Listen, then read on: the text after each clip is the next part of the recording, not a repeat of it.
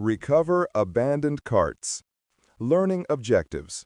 After completing this unit, you'll be able to integrate collect tracking code into your website, upload your product catalog to Marketing Cloud Engagement, create an email message that contains abandoned cart items, leave it behind.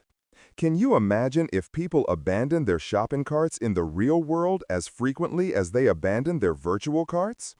Salesforce research shows that people abandon up to 69% of online shopping carts.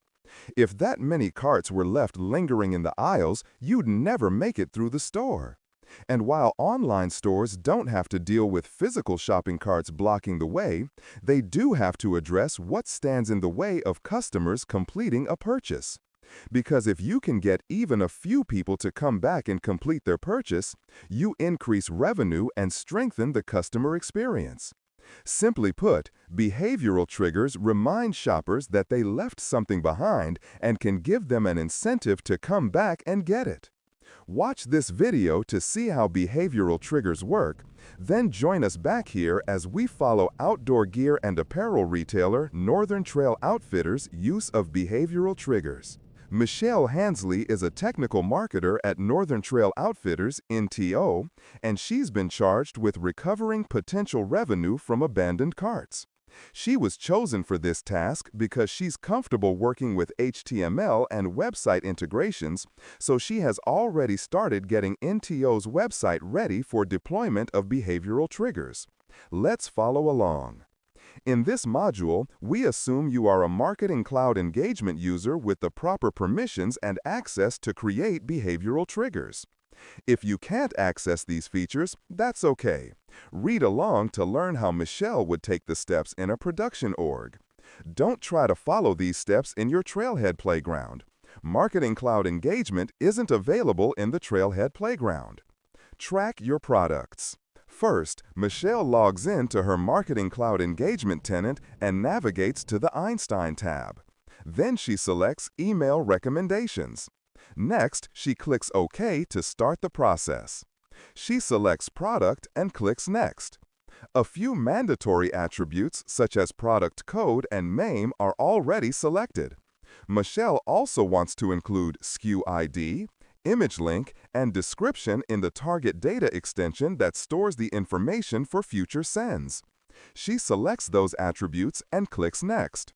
She decides to include customer user profile attributes and localization support in the process. She selects Enable for both options and clicks Next. She makes sure the process tracks cart and purchase activity and clicks Next. She reviews the final summary and clicks Finish. At this point, Michelle gets a prompt to send installation instructions to her web team. She enters all of the appropriate email addresses, including her own, because she's supervising the process.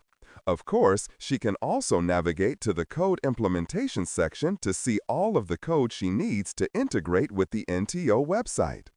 In Collect Tracking Code implementation, Michelle clicks On next to the batch upload header. She then clicks Upload Catalog to upload a CSV file containing the SKU and other characteristics of NTO's product offerings. This step requires mapping some fields from the catalog to the online shop, a fairly simple task.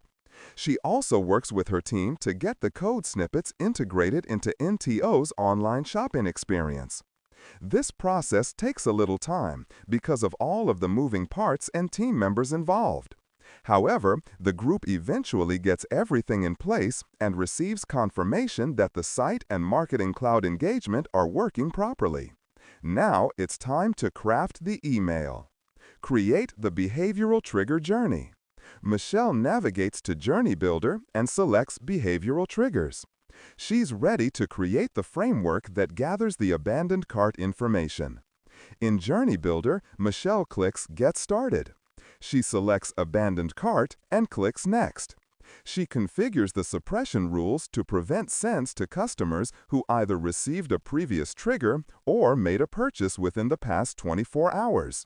These settings prevent customers from getting overwhelmed by too many email messages.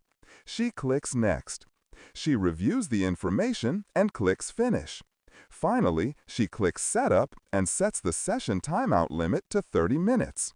This setting represents the amount of time used to identify when a shopping session is considered abandoned. Next, Michelle navigates to Content Builder and creates a brand new email message around a behavioral triggers content block.